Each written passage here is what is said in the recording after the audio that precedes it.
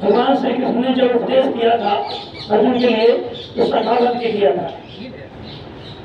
तो साख्य भाव से लोग ज्यादा जल्दी समझ जाते हैं।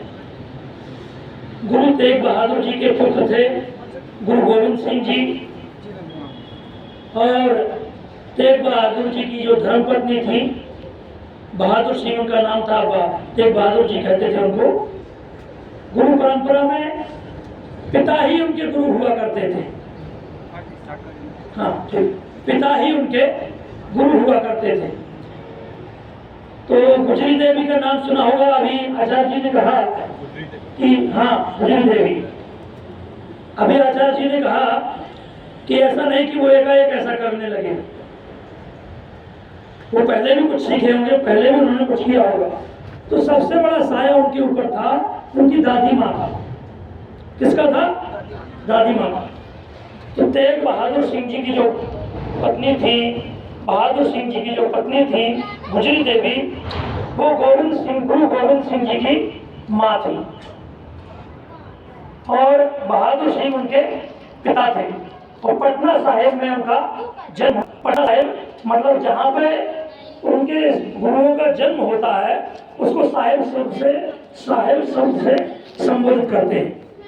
और अंत में जब उनके शरीर छोड़ने का समय आया तो नांदेड़ महाराष्ट्र में बहुत बड़ा गुरुद्वारा है, वहाँ पर जो है उन्होंने अपना शरीर छोड़ा। किसने? गुरु गोविंद सिंह जी ने। तो देखिए, और उन्हीं के ही पोते थे, पोते कहा जाएगा ना, गुरु गोविंद सिंह जी के जो लड़के हैं गुजरी देवी के पोते रहेंगे, पोते कहलाएंगे। तो देखिए वो हमेशा दादी माँ से क्या शिक्षा पाते रहे? वीरता की कहानियां। कौन सी कहानियां? रील वाली कहानी इस बार बनी, वीरता की कहानियां। वीरता की कहानियां उनको बचपन से ही उनकी दादी माँ ने सिखाई, और अंत समय भी वो दादी माँ के साथ में ही थी।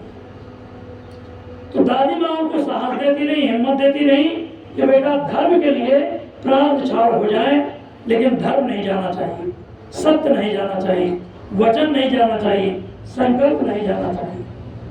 अपने कर्म पर हमको जो है एकदम निश्चिंत रहना चाहिए, एकदम जैसे कहा जाए कि डिगना नहीं जरा भी। तो आप भी बच्चे हैं, इनका जन्मदिन, इनका जो शहादत दिवस है इसलिए ही मनाया जा रहा है कि आप लोग इनसे शिक्षा लें, और आप लोग भी भारत की आन बान शान मर्यादा के लिए अपने प्राण न्यौछावर करने में तनिक भी देर न करें।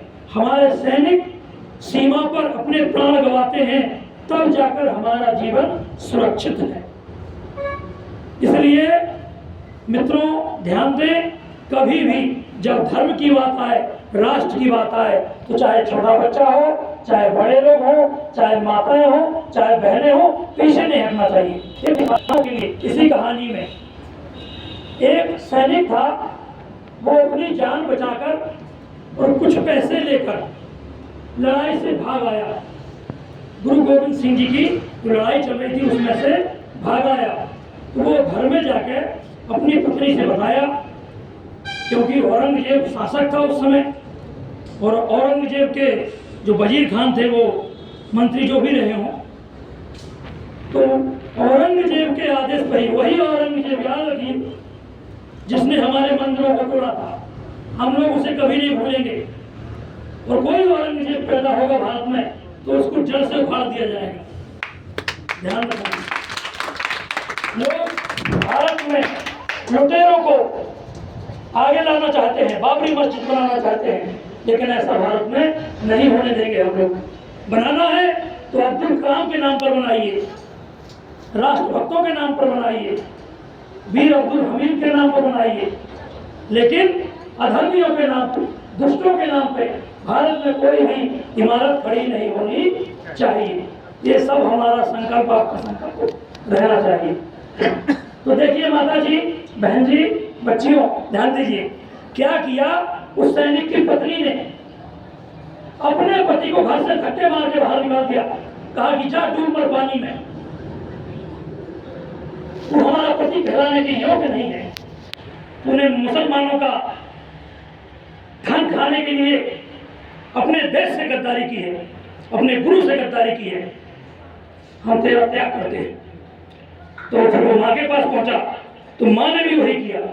माँ ने तो उठाई लाठी और उसको मारना शुरू कर दिया, भाग मेरे घर से, तेरे जैसे बच्चों की मेरे को जरूरत नहीं।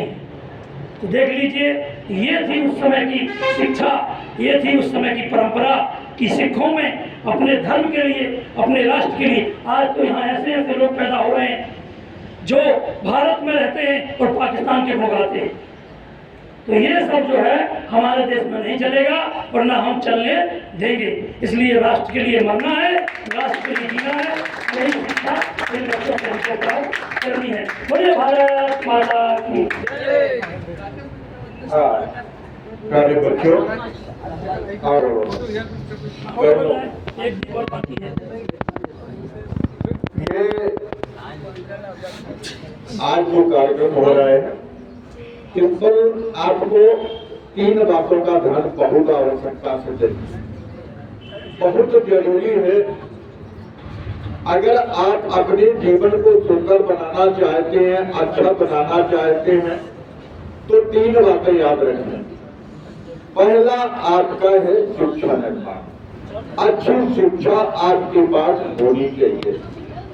दूसरा आपका स्वास्थ्य निर्माण, अच्छा स्वास्थ्य होना चाहिए आपका। अगर अच्छा स्वास्थ्य नहीं हो पाया तो शिक्षा नहीं ले पाएंगे, अच्छे नहीं बन पाएंगे। और उस सबसे ज्यादा अच्छा है